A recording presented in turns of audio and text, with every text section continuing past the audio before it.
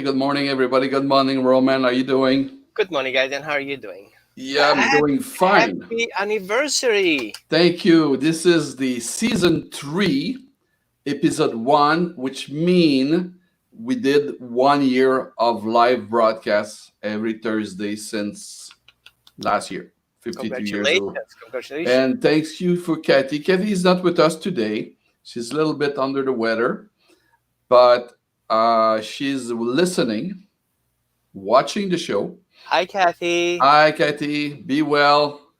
Take care of yourself. We miss you. We'll see you very, very soon.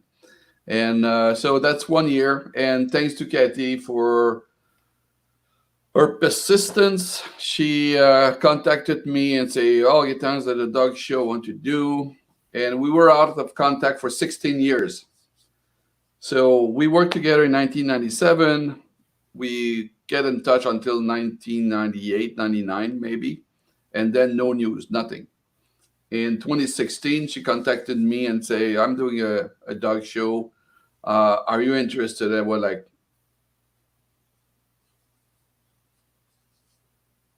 and I, okay, I say, and then she sent me a short video, and that triggers something in me. I say, there's something there. And I saw The that, advocate in you kicked in. right. So I saw that service dog can be an example for human how to behave with human. And that's why I get involved there. So the show is running for like 12 months, 52 weeks. This is the week 53, and our audience is building up, and we have good comment from the audience, and we try to improve the quality of the show week after week after week after week. So today we would like to talk about um, human behavior versus dog behavior. And I'll start by sharing this anecdote with our audience. A few weeks ago, I was cruising along on my car, cruising along the Lake Michigan shore near Wisconsin. And I was in a residential area facing the lake. And I was, just look what kind of residence there, what possibility, and so on and so forth. So I turn around, take a back street, and there was a dog barking, a German Shepherd barking, and rushing toward the car, and the owner was holding the dog.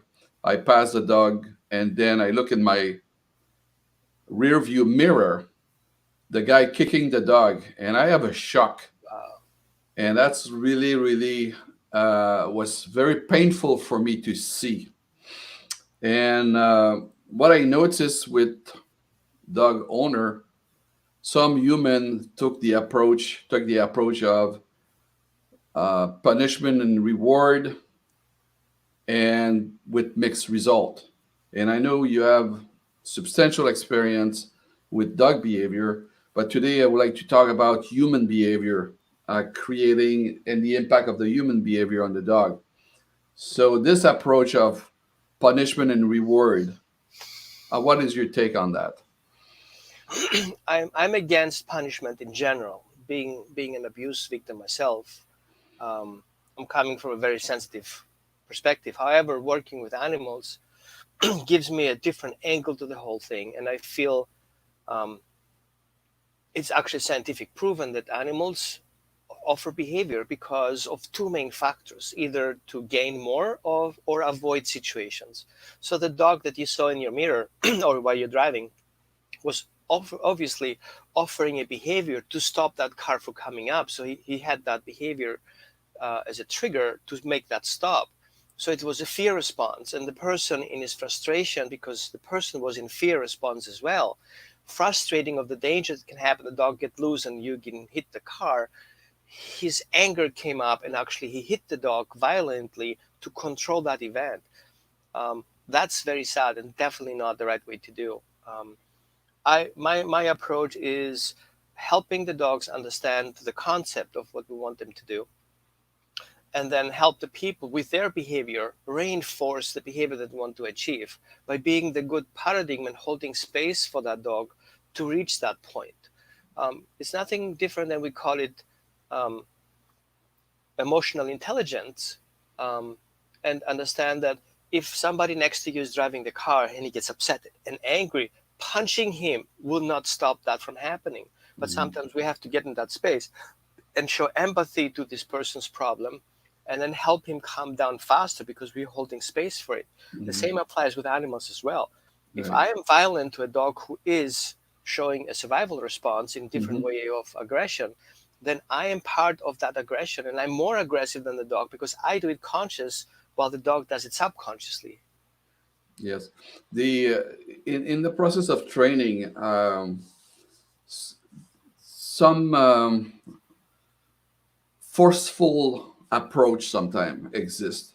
And one of the thing I came across is that the type of collar used on the dog. Some collar, they have kind of a, I call it kind of, I would call that spike by Yeah, defect. I the don't know the exactly the name.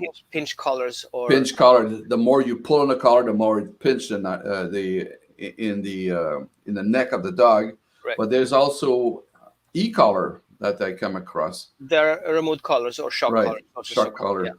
So the use of this, there's a, I would say, some form of myth about that, saying, "Oh, it's very efficient." How something like an e-collar can be efficient in the training of a dog is, I this part is difficult to understand for me. Let's bust some myths. Hmm. First of all, there's a general idea that the pinch collar doesn't do anything. Test it yourself. Everybody will do it, and you put it on your neck, and it's kind of like feels uncomfortable, but it's kind of okay. Hmm. Um, I hold that for a little bit, and then we use the shock collar, and then we put it ourselves on our hand and test it, and feel like, oh, well, it zaps a little bit. It's not a big deal, and I agree. It's not a big deal for a human where his skin is many times thicker than the animal skin, Hmm. and the sensory on those skins are differently evolved than ours.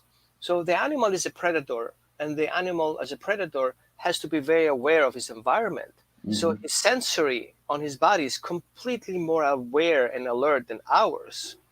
So a dog around, for example, who attacks his prey by grabbing the neck with those teeth and killing it, that is a method of killing. So if he sends something on his neck, because usually dogs are not the top of the predator list, but Hmm. they're kind of like on the middle towards the bottom, they being prey as well. And that's why they organize themselves in groups. Um, that sensory around the neck will trigger the body into a survival response. It's kind of like try to put your finger in your eye and your eye automatically closes. You're not in control of it. Or try to hold your breath for Hmm. a long time without your heart, getting weird about it. So we see that this nervous system has this autonomous function. And if we use the prong collar and we tighten him up a little bit, those pressure points that actually don't make a big deal in general public for the animal creates a shock response towards the Hmm. body. Yeah. The dog is not conscious about that. So that triggers the dog fear response, and this is why the dog avoids the particular action we use the prong collar Hmm. against. So if the dog is pulling on the leash, people says, "Well, we did the prong collar on, and things are magic stopped." But if that would be really the case, why is the dog stop pulling on the leash if it doesn't do anything to the dog? There is a reason why the dog is not pulling on the leash because it tries to avoid that fear response. Hmm. And then Hmm. we use the remote collar or the shock collar and trigger that because we want the dog to have a stimulation. What exactly does the stimulation do to the dog other than triggering the survival response? Let's say, for example, and I'm using that extreme example so we understand the big picture of it. You're sitting in a taxi and you tell the taxi driver where to drive, and you pull a gun, show him the gun, and says, "I want to go home." Are you using the gun? Not really. But how the taxi driver feels about it is what matters, what brings you actually home without you paying it. Hmm. So the dog is not how you intend for that, but it's also how the dog feels about it. So if you just want to, fix it, it's not a big deal, but for the dog, it's a big deal. And so that creates a trauma into the human dog relationship. So the owner's behavior putting that on triggers the dog to question that action. And some dogs will avoid it. Hmm. You offer the prong collar or the choke collar, the dog is like, I don't want to go. However, we shouldn't get fooled by that, because dogs also, in that um, survival response, can go into surrendering into that fear and to that pain. So they're feeling helpless, and it's actually studied. The e-collar is being, or the shock collar is being studied specifically in these kind of applications, to how fast people are surrendering their power to their environmental factors. For example, um, I'm not going to go back in details, but if once the dog goes into this submission of that Hmm. pain, Hmm. he doesn't care. You can zap him, you can punish him, the system shuts down. What the motivation of the dog is to go outside for a walk is higher, that he feels the pain right that moment. So the Hmm. dog willingly will eventually put his head into that, because he wants to go out for a walk. So he's Right. happy for the walk, but not happy how he feels about it. Hmm. So this is where people get confused, and they buy into that, stories that, oh, it doesn't do anything, test it yourself. It's not real. Or the dog loves it, that's why he wants to go out for a walk. That's not real either. Right. The other extreme in human dog relationship is what makes me smile sometimes is to see a dog giving a ride to the human, and the dog is, I'm running the show. Please follow me. Don't ask question. When I'm done, I'll let you know. is is there a balance between the two in the interaction between the human and the dog? Well, dogs are opportunistic, scavenging predators. Looking at my Chihuahua, that every time he wants to go up to my bed and snuggle in the morning because she wants to be warm, and then Hmm. taking over my bed. I give in to that. I give in. I have to admit, I cannot resist that Chihuahua. Um, but at the same time, she does something because it works. Hmm. And if I give in, I admit and I agree with it. So my feedback to that dog, by continue and agreeing with her interaction, basically is the deal. So if you would not like me jumping on the bed, you would tell me the moment that I wanted to come on the bed that you don't want to. Hmm. So the timing of feedback is as important as the consequence. And with consequence, I don't mean punishment. People confuse consequence with punishment. And so if we say the dog should have consequences for his actions, people think he needs to be in fear of pain because of his actions. So they punish the dog using different type of methods: shake a can, spray bottles, vinegar, okay, or remote collars and spray collars and whatever, Hmm. you figure things out. And it's a huge market. Like, I went to these online stores, we don't need to advertise the names, and they have over 3,000 products of aversive tools on that. It's totally okay. It's not okay for me, though. It's not. If you would use those things to children, people would freak out.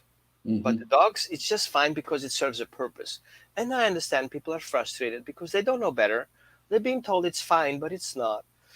And so the dog will continue doing what he does because there is no consequence. And Hmm. sometimes dogs can avoid fear and pain, because instead of barking woof woof, they will barking woof woof around it.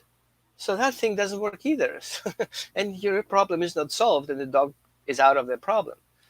How to establish the best relationship between human and dog? Um, what would be the factor that would make the human understand the dog, and then the dog responds to the behavior of the human? I think I'm coming from the same problem many years back, where I was thinking, how can I be my dog's best friend? We say these stories, my dog is my best friend, but are we the best friend in return? What does the dog expect us as a friendship? So, if we compare dogs and want to be best friends with the animals, we have to recognize that dogs are just mammals like we are. So if we look that in the spectrum of animal kingdom, we are part of that animal kingdom. We have just this opportunity that not many animals have, to be in that position we are right now. with ego and consciousness and spirituality. Even dogs have spirituality. We just don't look into that aspect because we don't care. We are conditioned that animals are animals, they're wild, and we are evolved because we are spiritual. I've met dogs who are very spiritual and making their points, Mhm. but also I see when I want to interact and get in communication with a dog, I need to see the dog as a person, as a persona, okay, not a human person, but an animal person with his own personality. So Mhm. even if the dog has a similarity with the breed, like I look like, I guess, like Greek Austrian because I am one, um, that doesn't make me be one of them because I'm unique who I am Mhm. with my Yeah. mistakes and my good things. So the dog, even if it looks like a bulldog or a Great Dane, he has these particular breed traits that, you know, makes him who he looks like to be, and his behavior patterns because he behaves like a Great Dane or he behaves like a bulldog. However, individual is what makes the dog behave a certain way in that frame of breed behaviors. So we Mhm. have these inbred behaviors, and then we have the individual behaviors of each individual dog. So each bulldog will be different, even if it's from the same litter, in the same family, living in the same house with the same environmental factors. Both dogs will behave differently. So once we recognize that individuality, this is where the dog then starts connecting because we see all these good aspects in that dog. Mhm. What does my dog prefers? How can I offer what he expects me to offer? And then in exchange, the dog will then compromise and says, I want to help this person too, so I can Mhm. gain more out of it. The Yeah. better I behave, the better he behaves, and the better he behaves, the more is in for me. And Yeah. dogs are food motivated, but also they are affection motivated. So we have this balance between affection and food, that we are perfect because we are food of source and we are food of affection because we are emotional, and Right. that what makes us such a good bond.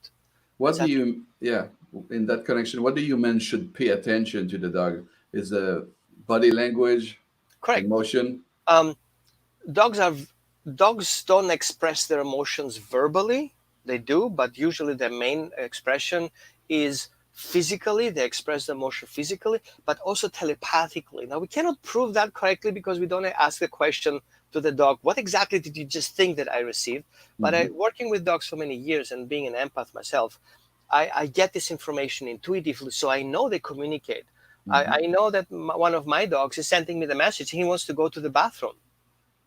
He has this sense of urgency. And I was like, no, you don't. You have been to the bathroom. It's like, I need to go so urgent. So he can even fake those informations. And I Mhm. know for dogs, and there's already a BBC scientific research that dogs know when their owners Yeah, I was leaving the about to office, mention that. Yeah. right? And so it's not the dog can predict. It was not a time frame. It was not a repeated event. It was out of context. Mhm. Suddenly, the person was told, "Let's go home now," and the person intuit to go home because he needs to prepare and get himself ready. And then the dog got up and went to the door. There was no event, and it was repeatedly, so it wasn't just an accident. Mhm. So that proves again that dogs are intuitive, and so their body language is what I'm looking for as a behaviorist. What is the body language? It's not just an individual gesture or a head neck. That are individual words in a sentence, but we Mhm. don't see the sentence as we read it, like I am going to work. It will be a concept. I am working. And then the emotion around it. I feel proud of being at work, performing based on the morals and ethical code of my group that I belong to, who I am part of. So Mhm. that would be the whole general message of one particular body language composition. Mhm. So imagine, for example, and I think you love music, and many of our viewers love music. Mhm. One tone doesn't say anything, but a combination of tones make the emotion around that music. And Mhm. that's what we're looking for with the dog. So each body language is a different organ in an orchestra that makes the music sound a certain way and how we perceive that information.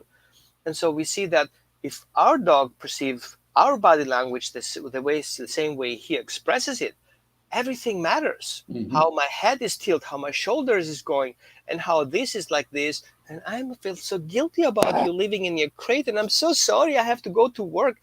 And the dog perceives that as a weakness because, Mhm. well, if you're not sure about that, just take me with you. I'm here, waiting for you.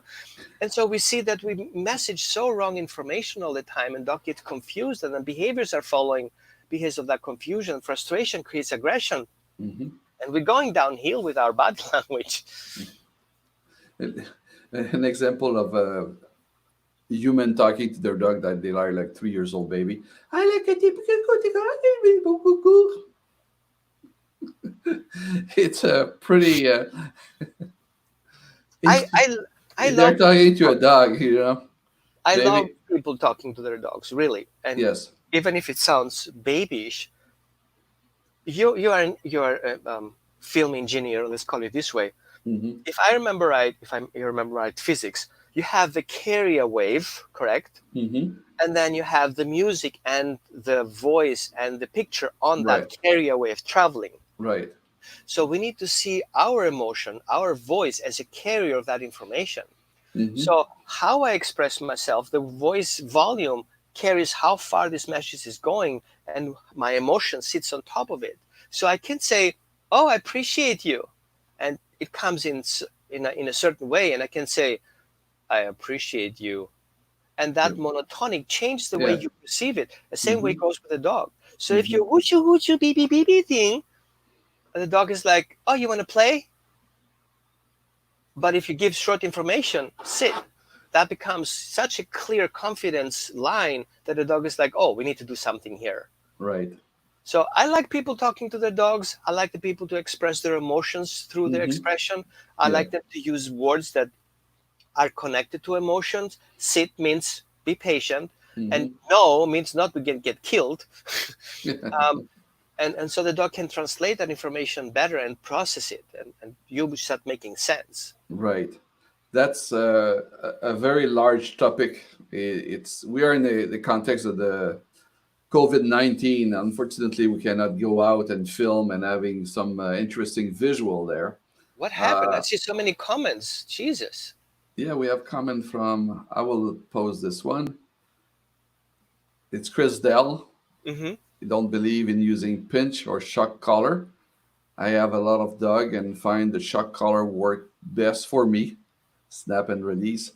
Proper understanding of dog and knowing what to look for goes a long way and trust from them. I totally agree, Chris. And don't take me wrong, I don't want to be hypocrite. I'm a converted aversive trainer. Hmm. Like, you haven't seen aversive yet. Okay, I was there. But I came also from a place of anger because I'm being a victim, an abuse victim myself as a child, as an adult.